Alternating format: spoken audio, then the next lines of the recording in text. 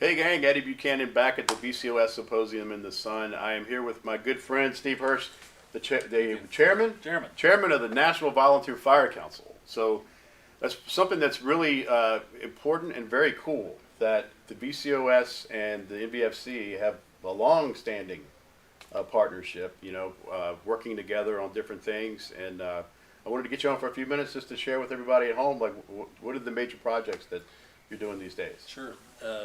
The VCOS and the NVFC have a lot of good projects going on together. Mm-hmm. You know, the number one, the seminal project that we worked on was Lavender Ribbon Report. Right. I mean, that's the gold standard among in the fire service for keeping track of our firefighters and making sure they don't get cancer. Right.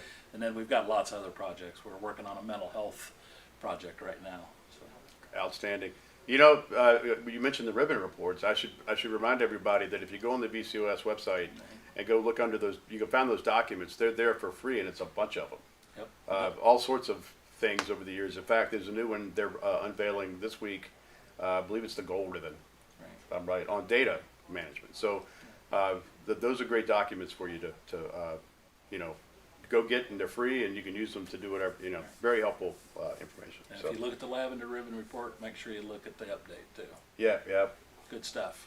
Really good stuff. What the NVFC? I know you guys have a bunch of different training programs that you do. I've seen several different aspects of that. What are some of where are you going with the training over the next few years?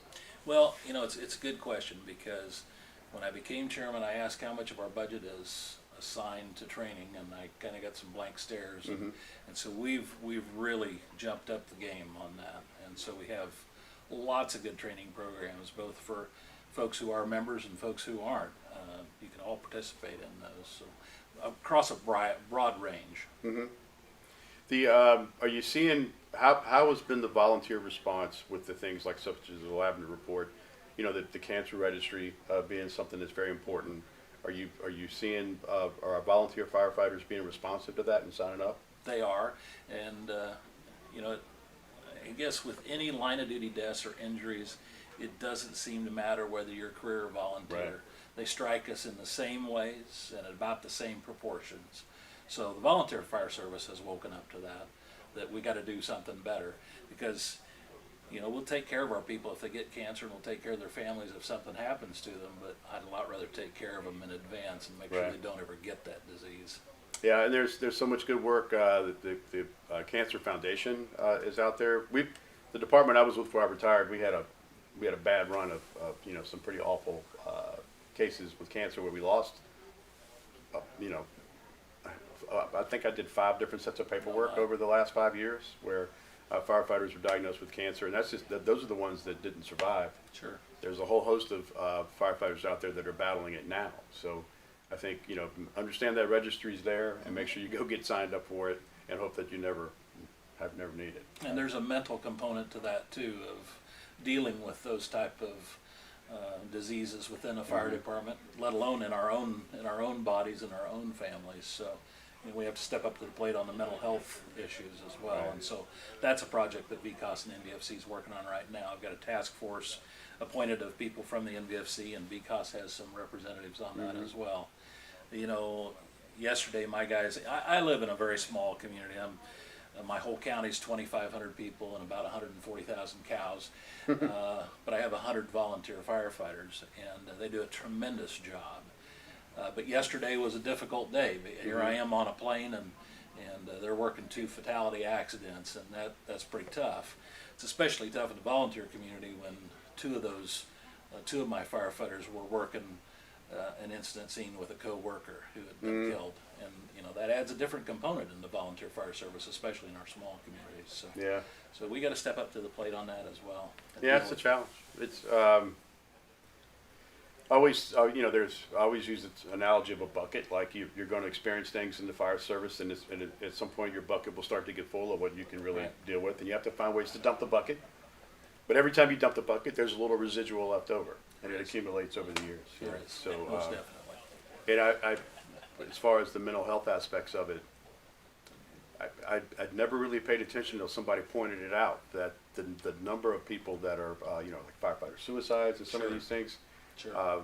because they happen one at a time, it took somebody to point out. I started to count. Well, I was counting. I was like, over the years, you start to understand how serious the problem actually is. It's just like wearing SCBA in a fire. You know, if you don't, that stuff accumulates in your lungs, and every fire you go into without an SCBA on, it just gets that much worse. And the mental health is the same thing. Most firefighters, if I ask you to close your eyes and think about the worst possible scene you were on, you'd be transported back in time magically to that moment. You could tell me what it smelled like. You could tell me if you ever smelt that again, you'd know it. And so those things do build up in a lifetime. The lungs aren't any different than the brain. It builds up over time, and we got to learn to deal with it. And we got to make sure that our families are clued in as well. Yeah, very much so. And I really do appreciate the work that the NBFC and in partnering with the VCOS, that's really a critical work that needs to be done.